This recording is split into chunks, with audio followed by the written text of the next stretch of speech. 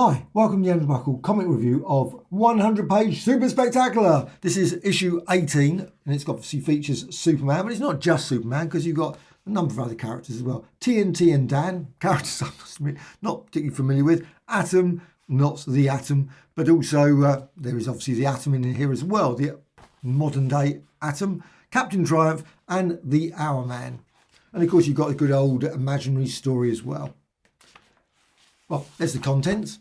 And, well, you've got, obviously, there's quite a lot in this. 100 pages, this was the great thing about 100 pages. 100 pages was brilliant. This was issue 18, July 1973. But it was JLA, loads, and Batman, Brave and the Bold. They all had their 100-page specials. But this was a sort of earlier series, I think, for these ones, where it had its obviously own numbering system.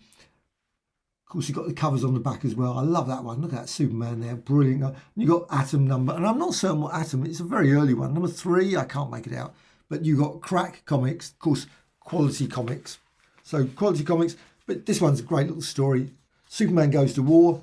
And it's from Superman number 25. November, December 1943. Great little yarn. And there's a nice relationship between Lois at this point and Clark. It's not sort of like the way it was earlier on in the sort of... I never liked that, the way that it was always sort of an unusual, the weakling bit that they always showed. Whereas in this, it's like shown that he's not. He's obviously gone to the army and he even gets special accomplishments, etc. Right, Atom, Golden Age Atom. At least they told you that because, of course, it's the Golden Age Atom. Now, I assume by this point he had superpowers. I can't remember. However, he does seem to get knocked out very easily for all his super strength. He's not got very... However, this is art by John Chester Koslak. And this one, Murder on a Star, Dark Future. I think Dark Future would have been a better title, actually, but that's obviously, I assume, a film that was shown. And you got there, obviously, I just love these stories. I wish they'd brought out the Atom, Golden Age Atom archive. They didn't in the end. They brought out loads of other ones. You had Spectre one, you had Flash, but poor old Atom, totally forgotten about. So many of his stories, I think, other than these, haven't really been printed, so or reprinted. So it's which is always a pity.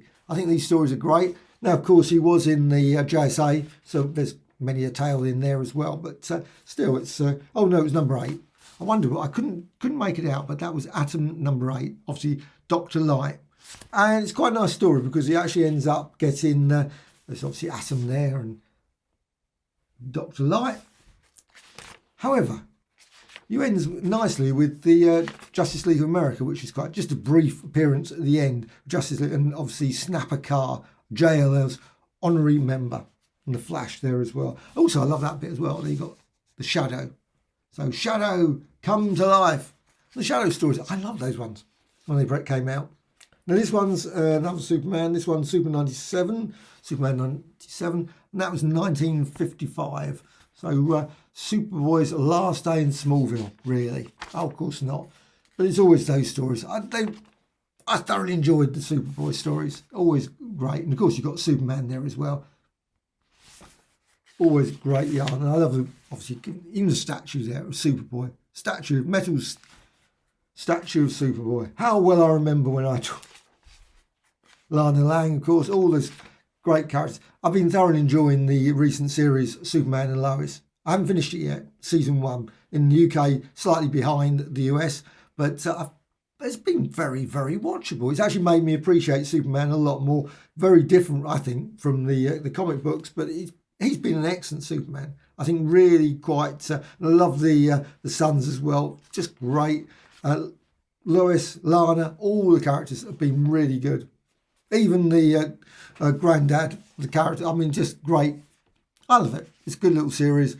Well, I don't know how it's going to end. Of course, it's slightly changed now at this point in the storyline. It was going along a certain way, and then suddenly I'm on episode 10 at this point. So it's slightly changed, but it's still, I'm thoroughly enjoying it. I'm looking forward to the rest of the story. Probably one of those ones I might just sort of sit and watch the whole lot. Just go through all 5 episodes to see how it finishes for season 1. And I hope that BBC bring back and put it on when obviously season 2 comes on. Now, this one's TNT. Now, I've never heard of TNT. Dan the Dynamite. Great name. However, Crime Clown, the sinister name is a deadly spark that ignites a powerhouse of peril. They love doing that sort of stuff. This one was World's Finest Comics, number 5, and this was 1942. Now, no idea particularly about these characters. I expect it was sort of very much a third-rate series, but still, obviously people must have liked. I don't know how many. Dynamite, Return to blah, blah, blah, blah. What do you think? Oh, so ends the first adventure of the new TNT team. Now, new TNT, that suggests that there was an old TNT team. But anyway, maybe there was, maybe there wasn't. Adventure Comics 57. I must admit, Tick-Tock Tyler. What a great name. I've thoroughly enjoyed Stargo. I must admit, that's been good with, obviously, HourMan. They were very obviously our boy, I suppose, or our lad, whatever. But anyway, it's still been quite an enjoyable little series. Though I must admit, he didn't seem to appear as much or didn't have so much of a story in the latest season than he did in the first. But still, very enjoyable, this one. Adventure Comics, number 57. I think these are good stories. A bit of Minutemen of America. Bit of a limitation. You've really told your the villains your weakness, haven't you? HourMan. Let's call myself HourMan. No, I'm not going to tell you how long I got my superpowers for, but it might be an hour. Really? You've got to sort everything out. And the thing is, he sort of wanders off, reads a newspaper, does loads of other things, and then he thinks, oh, I've got to sort it all out in the final minute. And that creates, of course, great, what's his name, but you've got the HourMan there, warns the boys, etc. He goes flying off. They were good little stories. I mean, you know, HourMan's trained eyes, blah, blah, blah. And of course, he's got his Miraclo, whatever it is. Would you like to see him fight the HourMan again? This is the terrible Dr. Tog. Dr. Tog. What a great name. You know you're going to be a super villain with that name. Originally published in Crack Comics, number 42. And this is, again, a lovely thing that's brilliant, these old magazines. Why I love these old 100 pages. They would often put these quality comics. I didn't know they were quality comics at the time, I must admit. I wouldn't have known that Crack Comics wasn't part of the DC Comics, but just never heard of Captain Triumph, and I suspect I wouldn't probably never ever hear from him again. However, he's got quite a few secret superpowers. Captain Triumph!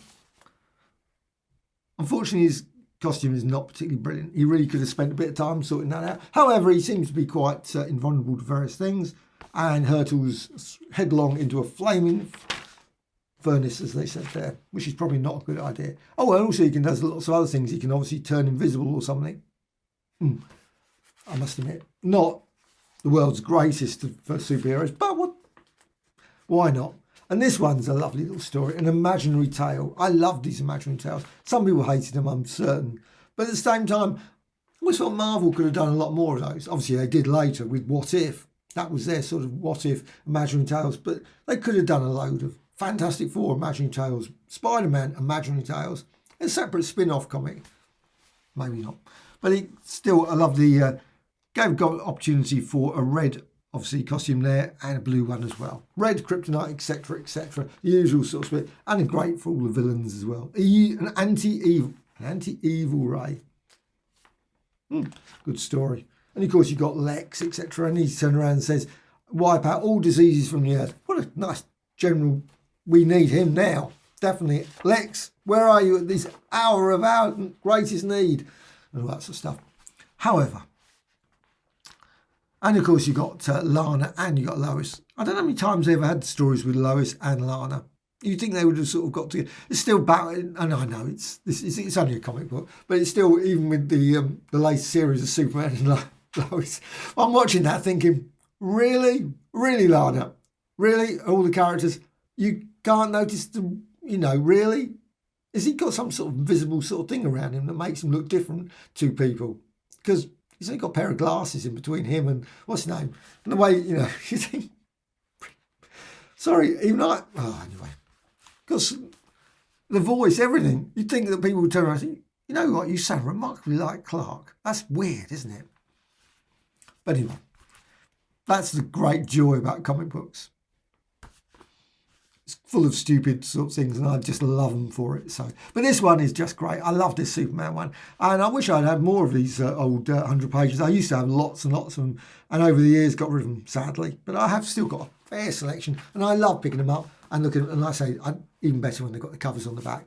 Though not all the covers, obviously, they didn't have the Adventures Comics one there, which is a pity. However, great little Super Soldier, and of course, an imaginary story. What more can you want, and all the others as well. So, brilliant stuff.